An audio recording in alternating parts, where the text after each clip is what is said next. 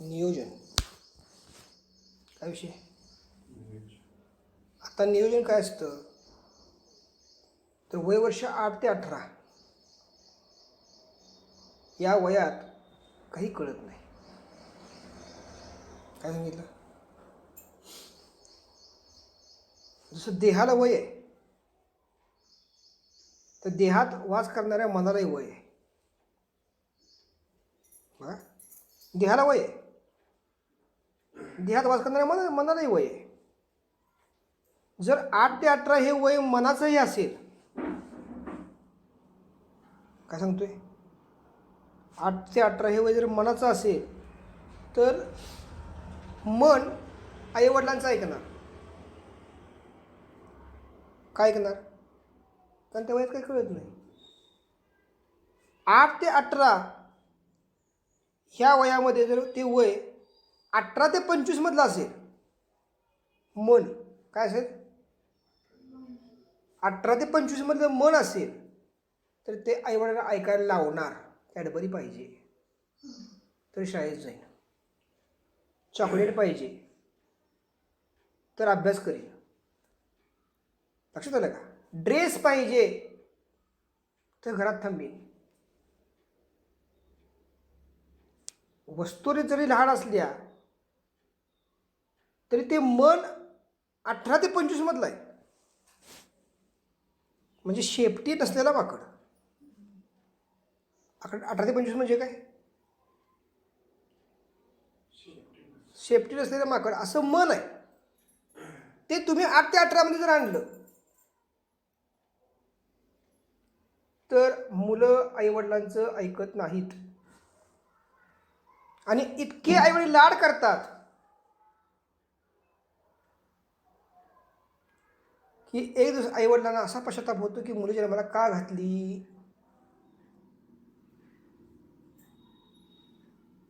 एक वेळ येते. आता 8 ते 18 मध्ये 25 ते 50 किंवा 40 या वयातलं मन असेल. कुठलं 25 ते 40 ह्या पण मन आहे 8 ते 18 मध्ये. तर ते नुसतं मुलगा भिर भिर भिर भिर भिर करत असतं, शांतच नाही. थोडी जरा खिडकी लाव. काय नाही, शांतच नाही. कारण 40 वर्षानंतर चष्मा लागतो. 40 ही म्हणतात. 25 ते 40 हे वय कशाचं आहे तर धन आणि प्रपंच. 25 ते 40 वय कशाचं आहे, धन आणि प्रपंच. विसी विद्या तिसी धन प्रपंच. ते मन 25 ते 40 मधलं मन 8 ते 18 मध्ये आलं. प्राप्त काही होत नाही हो. म्हणजे 8 ते 18 मध्ये जरी मन आलं 25 ते 40 मधलं तरी तुम्ही 8 ते 18 मध्ये उभं राहू शकत नाही. कारण वडील लोक काय तुमचं ऐकत नाही, तुम्हाला त्यांचं ऐकावं लागतं. मग पटत नाही, भांडणं सुरू होतात, वैचारिक पातळी भिन्न राहते. लक्षात येते.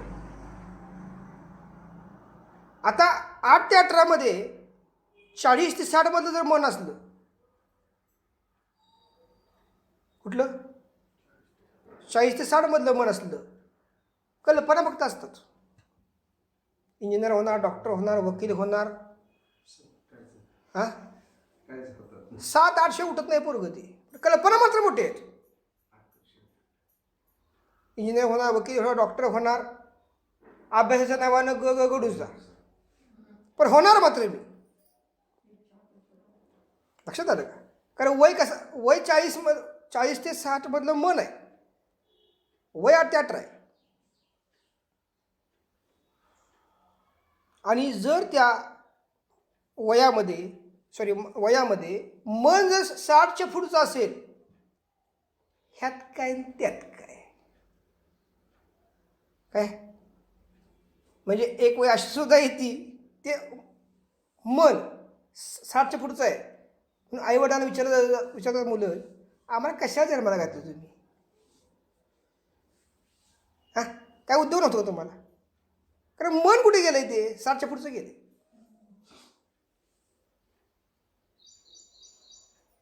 लक्ष देते मी काय सांगतोय ते. तर आत्ताची जी नवीन जीव जन्माला येत आहेत किंवा आत्तापर्यंत आपण जी समाजामध्ये समाज बघतोय आत्ता, हा कसा बघतोय आपण? विसंगत बघतोय. कसा बघतोय? जर 8 ते 18 या वयामध्ये जाणीव असेल की मला 18 ते 25च्या काळात मला काहीतरी बनायचंय, माझं काहीतरी नाव झालं पाहिजे, ही जाणीव कधी पाहिजे? 8 ते 18 मध्ये झालं पाहिजे. कुठलंच अपत्य आई वडिलांना दुखवणार नाही.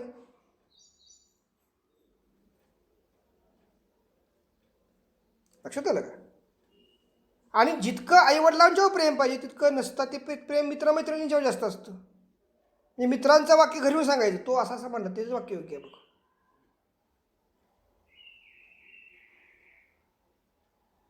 हा बॅलन्स हल्ला.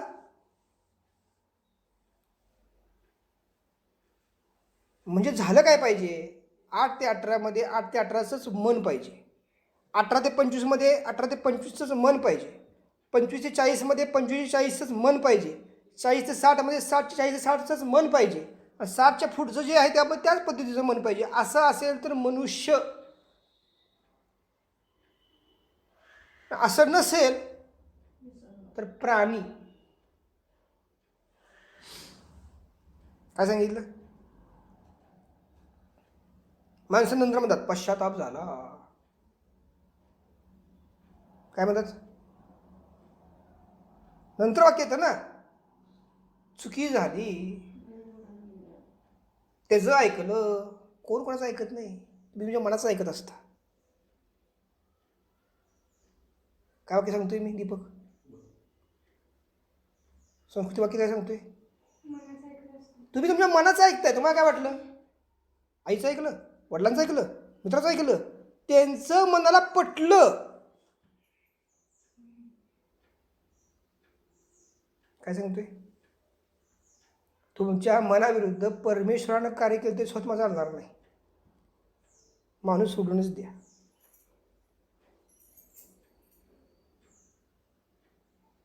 काय वाक्य सांगितलं मी? प्रेमा काय वाक्य सांगितलं? तुमच्या मनाविरुद्ध जर परमेश्वरानं काही कार्य केलं, ठरवलं ह्याचा उद्धार करायचा, तुम्ही ऐकणार नाही. ऐकत नाही. मी अनुभव घेतोय आता.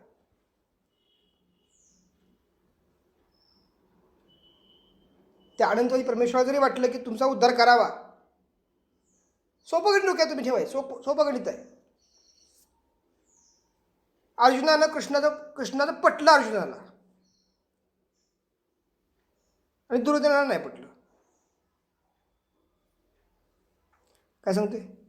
अर्जुनाला कृष्णाची वाक्य पटत गेली. सखा पण झाला, गुरु पण झाला. दुर्योधनाला पटली नाहीत, लांब झाला.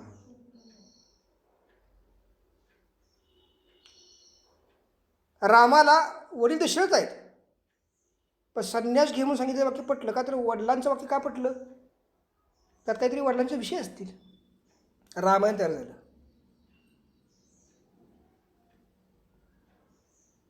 तुम्हाला पटल्याशिवाय तुम्ही काही करतच नाही. तुम्ही कितीही सांगा.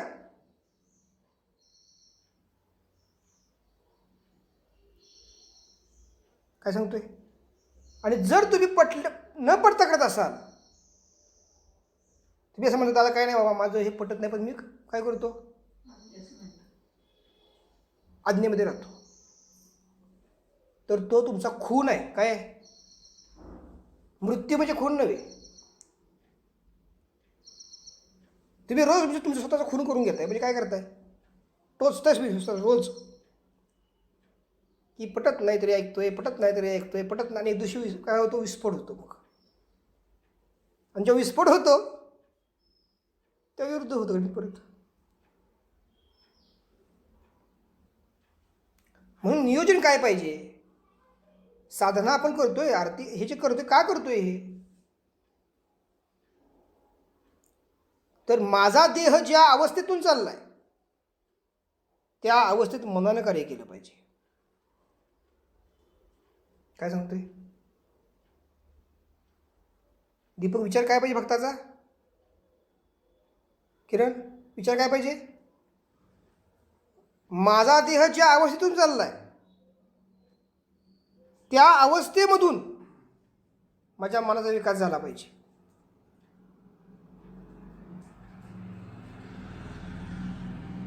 लक्षात आलं का?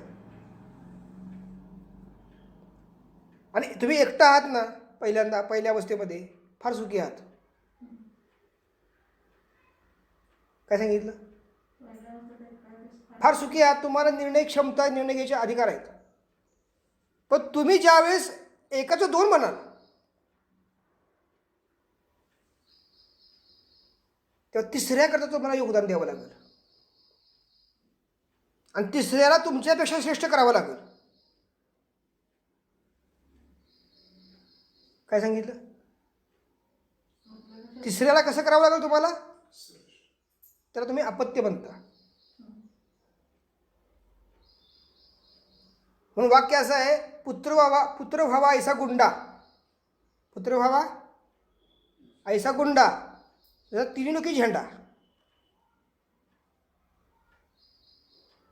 किंवा बाप सवाई बेटा म्हणलं जातं. काय शब्द आहे? वडिलांच्या कर्तृत्वापेक्षा जर कर्तृत्व मुलाचं नसेल तर समजून जायची पिढीचा ऱ्हास सुरू झाला. काय सांगितलं? वडिलांच्या कर्तृत्वापेक्षा जर कर्तृत्व श्रेष्ठ मुलाचं नसेल तर समजून चालायचं काय? पिढीचा ऱ्हास सुरू झाला.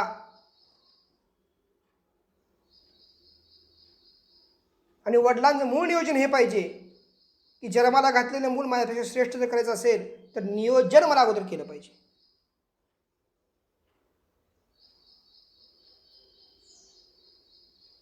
तुमच्या आर्थिक नियोजन म्हणजे आर्थिक नियोजन नव्हे. आज काही लोकांच्याकडे अरबो रुपये आहेत, अरबो, पण संतान सुख नाही. कारण दोष इतके पुन्हा ॲक्टिव्ह होतात की एका पिढीमध्ये फक्त पैसा राहतो, अपत्य राहत नाही. फक्त ज्ञान राहतं, पैसाही नाही, अपत्यही नाही. आणि अपत्य राहतं, ज्ञानही नाही, पैसाही नाही. काय सांगितलं? काही पिढीमध्ये अपत्य राहतं, पैसा नाही, ज्ञान नाही. म्हणजे डुकराला पशी 12 पिल्लं असतात एका वेळेस, डझनभर पोरं घरात आहेत, पण खायला दाराच नाही. ही एक अवस्था. दुसरी अवस्था कोणती? बक्कळ पैसा आहे पण पुढची पिढी जन्माला नाही घातली गेली, कारण डॉक्टरने सांगितलं वेकन्सी नाहीत. बक्कळ पैसा आहे पण मेंदू नसतो आणि पुढची पिढी जन्माला येत नाही. इकडे खर्च कर, तिकडे खर्च कर, खर्च कर, खर्च कर, मर. हाताला काय लागत नाही. आणि तिसरी स्टेप काय? पुष्कळ ज्ञान असतं. मी पंतप्रधान होईल, ज्ञान पुष्कळ आहे, पैसा नाही आणि अपत्यही नाही. हे 3 मूळ दोष आहेत. काय सांगतोय? 3 मूळ दोष आहेत. याला शब्द आहेत उत्पत्ती, स्थिती आणि लय. तुम्ही उत्पत्ती, स्थिती आणि लय ही अवस्था म्हणता, पण ती अवस्था देहात आपली आहे, जीवनात आपली आहे. आणि ती नियोजन तुम्ही बद्ध जर जीवन जगला, माझं साधं माझं स्पष्ट मत आहे, 7 पिढीतले पिशाच्चे आत्मे जर तुम्हाला दुःख देऊ शकतात तर तुम्ही 100 पिढ्या उद्धरू का शकत नाही? काय शब्द माझा? जर जे जीव जिवंत नाहीत मग तुम्ही त्यांना मानता, 7 पिढ्यातले जीव तुम्ही मानताय की ह्या लोकांच्या आम्हाला त्रास होतोय, मग तुम्ही पितरांच्याकरता वाटेल ते विधी करताय. माझ्या गुरुशी भांडण पहिले हेच होतं की 7 पिढीतले आत्मे जर आम्हाला दुःख देऊ शकतात मृत झाल्यानंतर, तर आम्ही जिवंतपणे 100 पिढ्यांचं उत्तर का नाही करू शकत?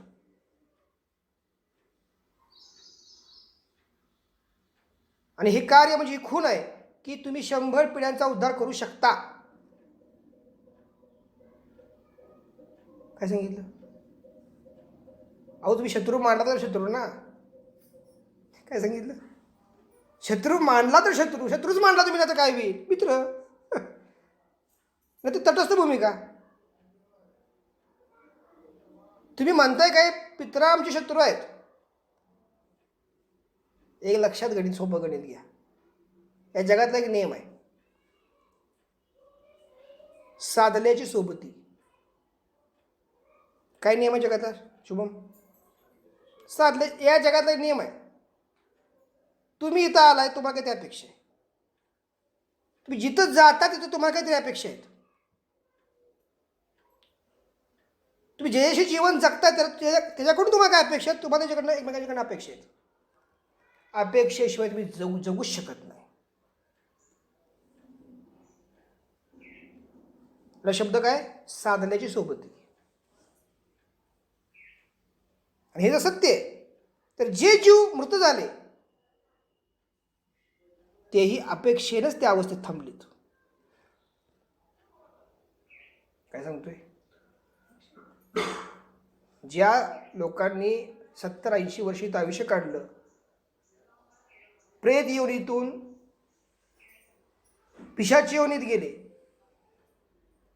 त्यांना मुक्ती नाही मिळाली, याचा अर्थ त्यांच्या अपेक्षा पूर्ण झाल्या नाहीत. आणि त्यातला एकही व्यक्ती असा नव्हता तुमच्या कुटुंबातला की ज्याला पंतप्रधान व्हायचं होतं. टिचभर जमीन असेल, ओंजळभर सोनं असेल, एखाद्याचं धन असेल, त्यात जीव गुंतले, एखादं नाता असेल, त्यात जीव गुंतला आणि वर अडकून बसला. हा माझा अभ्यास आहे.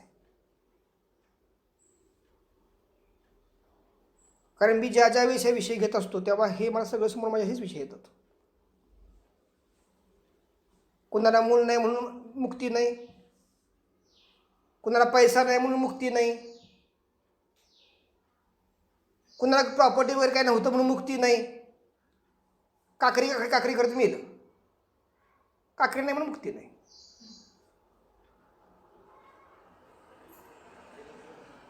म्हणून शब्द असा वापरला, जगी सर्व सुखी असा कोण आहे, विचारी मना तुझी शोधून पाहे.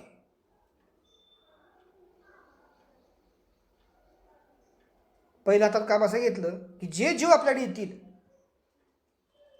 तुमची ख्वाहिश काय विचारायचं त्यांना? काय विचारायचं? ख्वाहिश विचारून पूर्ण करून टाकायची. मला सांगा, तुम्हाला आज जे काही प्राप्त परमेश्वर कृपेने झालंय दीपक, यापेक्षा तुम्हाला जास्त काही गुरुने दिलं? तुमचं घर आहे, एक 2 व्हीलर आहे आणि एक 3 चाकी छकडा आहे. तुम्हाला कोणी 4 चाकी गाडी दिली, रो हाऊस दिला, गार्डन दिली, झोपाळा दिला, वॉटर टँक दिला, तर तुम्ही गुरुंना मिठी मारायला कशी वेळ द्याल?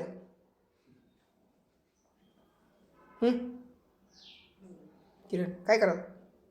मिठीच मारणार का? तर हे सगळं मिळालं ना आम्हाला. तुमची फक्त अपेक्षा एवढीच आहे. तुम्ही असं कुठं म्हणलंय ब्रह्मदेव दाखवा,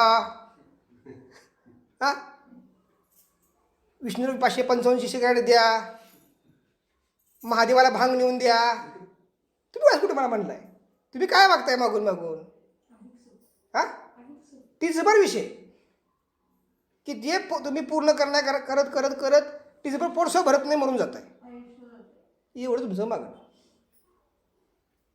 आणि ते सुद्धा परमेश्वर तुम्हाला देऊ काय शकत नाही, कारण तुमच्यात फक्त स्वार्थ भरले असल्यामुळं. 100% स्वार्थ.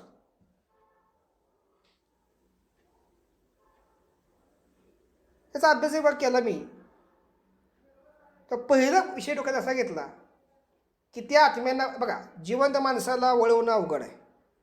काय सांगतोय किरण? का अवघड सांगा बरं? जिवंत माणसाला वळवणं का अवघड आहे दीपक? तो दुसऱ्याचं नाव घेतो, तू त्याच्यामुळे मी करू शकत नाही बघा. पण मेल्यानंतर तुम्ही स्वच्छंदी आहात, तुम्ही म्हणू शकत नाही ते दुसरं पित्र पडले तिकडे त्याचा मी ऐकून तुम्हाला सांगतो निर्णय, हे माझ्यापुरतं मी. पित्राला मुक्त करणं सगळ्यात सोपं. आणि तुमच्या शास्त्रामध्ये सांगितलं गेलंय की भाताच्या डिस्का दिला, ते दही टाकलं आणि त्याचं नाव घेतलं की सुहा केलं की ते खाल्लं की ते वर्षभर तुम्हाला भेटा येत नाही. तुम्ही सांगता या गोष्टी. मग माझी पद्धत काय आहे? मी इतका पवित्र पाहिजे की त्या पितरांना माझं देह हे घर झालं पाहिजे. काय सांगितलं? मी किती पवित्र पाहिजे की माझा देह हे त्या पितरांचं घर झालं पाहिजे. आता त्यांचं माध्यम काय आहे देहात प्रवेश करण्याचं? तर श्वास किंवा हवा. काय माध्यम आहे? श्वास म्हणा किंवा हवा म्हणा. त्या श्वास किंवा हवेच्या माध्यमातून त्या पितरांना वेलकम करायचं. आता साधं गणित घ्या की तुमचं संपूर्ण शरीर गुरूंच्या करता 110% पॉझिटिव्ह आहे. किती टक्के? 110% पॉझिटिव्ह आहे. आणि एखादा रस्त्याला माणूस आला आणि तो म्हणून गुरुना शिवाय द्यायला लागला, तुमचे गुरु असे, तुमचे गुरु तशी, तुमचे गुरु तशी, तर काय माहीत नसतं, शिवाय द्यायला लागला. दोन गोष्टी करायला, एक तर तुम्ही तर हाकलून द्याल, तर तुम्ही ते समजून सांगाल की माझे गुरु श्रेष्ठ आहेत. बरोबर ना? संगती संगदोषा. संगतीत तुम्ही आनंद सांगू शकाल त्यांना. तो जीव जेव्हा तुमच्या बॉडीमध्ये एंट्री मारतो तेव्हा एक गाळणी आहे हृदयामध्ये. 4 कप्पे आहेत. जवनिका, कर्णिका माहीत आहेत ना? त्यात तो जीव जेव्हा एंट्री मारतो तेव्हा त्याला एंट्री मारल्या सद्गुरूंचं कमल दिसतं आणि तो शांत होतो. हृद कमल कर्णिके माझे सद्गुरू बैसविला.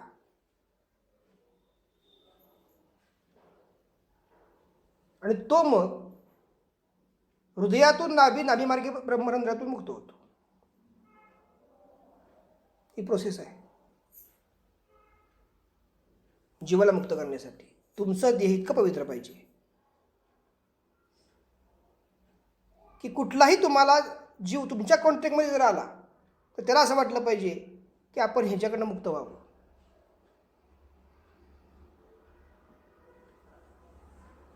याच पद्धतीला परकाय प्रवेश म्हणतात.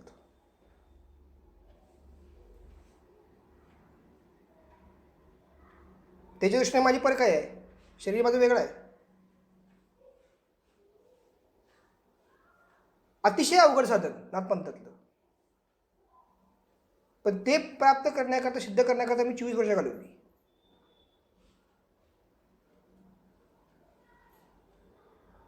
आणि यातनं अभ्यास काय केलाय मी? प्रत्येकाचं नियोजन आहे. मी काय सांगतोय, कार्य आरंभापासून माझं नियोजन आहे मला काय करायचं. तुमचं नियोजन काय आहे किरण? एक घर. तुमची जी काही इच्छा पूर्ण असते तुम्ही पूर्ण करणार.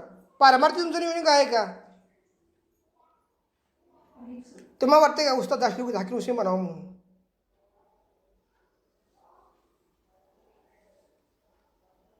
माझं असं मत आहे, मरावे परी कीर्तिरूपी उरावे.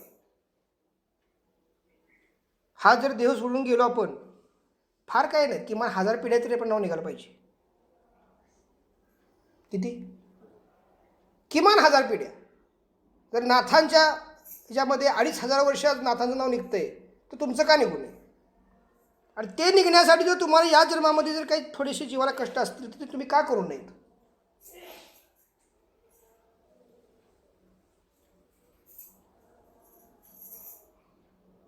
जोपर्यंत तुम्ही कुणाच्या तरी अंकित राहताय, कुणाच्या तरी विचारात राहताय, 5, 6, 7 दीक्षा होऊच शकत नाहीत.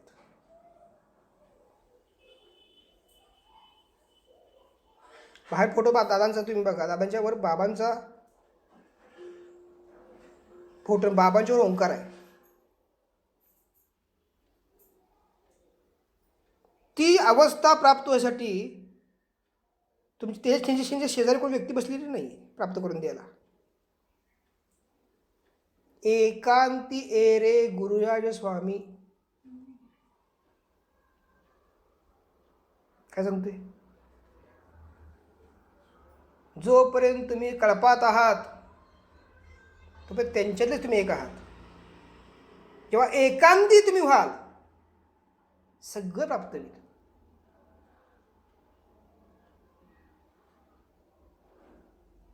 आणि याचं सुद्धा नियोजन पाहिजे. काय पण सांगितलं?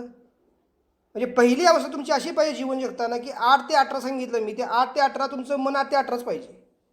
18 ते 21 तुमचं मन 18 ते 21च पाहिजे. 25 ते 40 तुमचं मन 25-40च पाहिजे. 40 ते 60 तुमचं मन 40 ते 60च पाहिजे. आणि 60 अभाव तुमचं मन 60च्या अभावच पाहिजे. असं झाल्यानंतर म्हणजे ही अवस्था प्राप्त व्हायला 3 विमोचन आहेत: कर्म, ऋण आणि मोक्ष.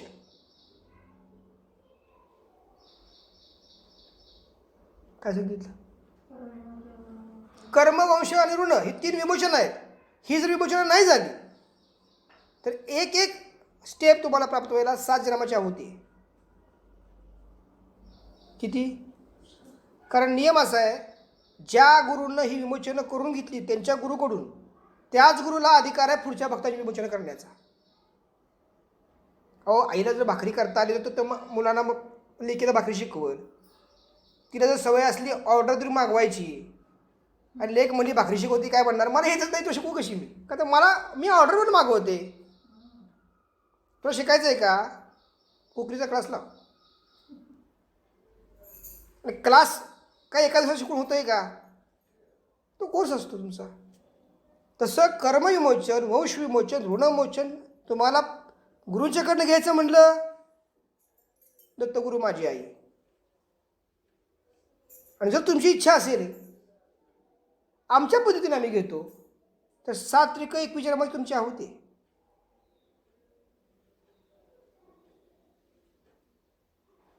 हे नियोजन आहे. काय सांगतो मी तुम्हाला? जन्माला यायचं का, त्याचं सुद्धा नियोजन अगोदर करायचं आहे.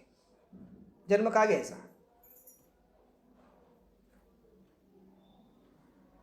सत्पुरुषांचा मृत्यू आणि जन्म त्यांच्यावर डिपेंड असतो. त्यांना वाटलं की जन्म घेतात, त्यांना वाटलं की ते विश्वातून देह ठेवून निघून जातात.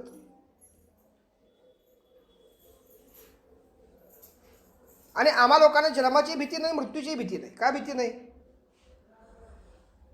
आमचा प्रत्येक श्वास त्याच्यासाठी नियोजित आहे. त्याला वाटलं आपलं ह्याच्याकडनं कार्य संपलंय, चल वर, फक्त स्थूल देह खाली ठेवून निघून जायचं. मृत्यू म्हणजे काय विशेष, काही वेगळं काही नाही, परिवर्तन आहे. कधी आज्ञेने गेलो तर, बेडवेळा आडवा झालाय, नळ्या लागल्यात, हे नियोजन नाही आहे. बायपास झाली, 50,000 घुसलेत, ते म्हणते मरायचं नाही हो, आजार म्हणतात मर. असे कितीतरी लोक समाजामध्ये आहेत, बाटली नसेल तर मरतायत. इतकी सवय लागली त्या गोळ्यांची आणि बाटलींची. पण परमेश्वर नसेल तर मरीन असं कोण म्हणायला तयार नाही.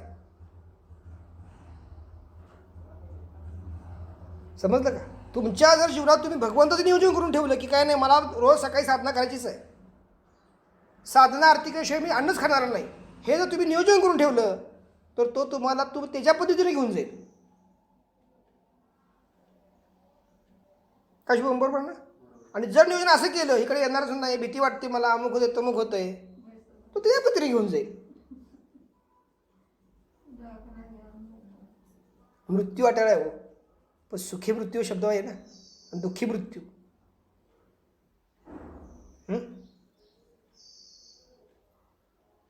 तर काय सांगतो तुम्हाला मी?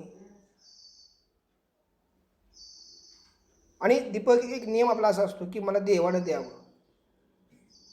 काय सांगितलं मी तुम्हाला स्पष्ट सांगतो शब्दात, पटल न पटल, देव कुणालाही काहीही देत नाही. काय सांगितलं? तुम्ही जरा म्हटला हरिपालंगावरी काही मिळणार नाही, तो फक्त तुम्हाला काय देईल? प्रेरणा देईल, तो तुम्हाला शक्ती देईल, तो तुम्हाला मार्ग देईल, तो तुम्हाला आशीर्वाद देईल, पण आयतं जांभळं तोंडात घालणार नाही.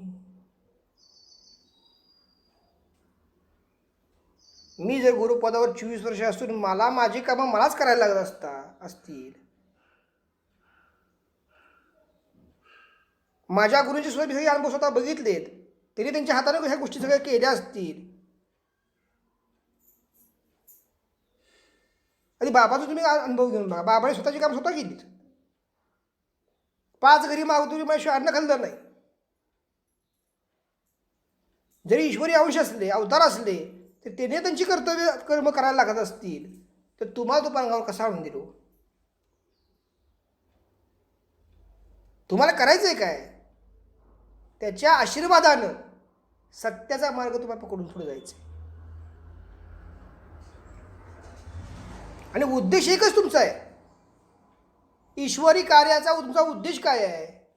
तुमच्या पिढ्या आबाधित राहाव्यात. कारण आता पिढ्यांना खुरणी लागली. काय सांगतोय मी? मोठमोठे इंडस्ट्रीज आहेत. एक मुलगी, अपत्यच नाही. मोठमोठे लोक आहेत, अरबोपती आहेत. पुढची पिढीच नाही. गुरुमार्गाचा खरा उद्देश जर काय असेल, खरं नियोजन जर काय असेल, तर तुमचं घरानं अंतापर्यंत टिकावं. तर तुम्हाला तुमच्या घराण्याबद्दल किती प्रेम आहे, स्वतःबद्दल किती प्रेम आहे, आधी याचा विचार करा. असलं प्रेम या गुरुमार्गात, नसलं पावली चालेल ती पंढरीची वाट चालूच आहे.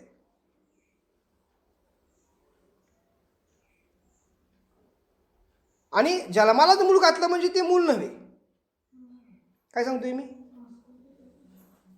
कानडा राजा पंढरीचा, पंढरपूरच्या पांडुरंगाची पोरं कोण आहेत? निवृत्ती, ज्ञानदेव, सोपान, मुक्ताबनी, एकनाथ, नामदेव, तुकाराम. जन्माला घातलं म्हणजे मूल नव्हे, ते गुण ज्याच्यामध्ये असतील तो मुलगा. तुम्ही जन्माला वासना घालताय, मुलं घालत नाही. काय सांगितलं दीपक? म्हणून तुमची मुलं तुमच्या पुढच्या वासनेची निघतात. मुलं कोण आहेत? पांडुरंगाची, निवृत्ती, ज्ञानदेव, सोपान, मुक्ताबनी, एकनाथ, नामदेव, तुकाराम ही मुलं आहेत. दत्तगुरूची मुलं कोण आहेत? मच्छिंद्रनाथ, गोरक्षनाथ, जालिंद्रनाथ, कानिपनाथ, गहिनीनाथ, भरतोरीनाथ, नागनाथ, रेवणनाथ, चिरपटीनाथ, साईनाथ, सद्गुरुनाथ दादा ही मुलं आहेत. आणि तुम्ही निर्माण काय केलं आहे? उकिरडा. त्यात काय लागतं का बघू वापरता? हां,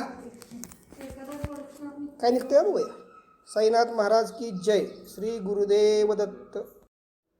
नियोजन काय विषय? आता नियोजन काय असतं? तर वय वर्ष 8 ते 18 या वयात काही कळत नाही. काय सांगितलं? जसं देहाला वय आहे,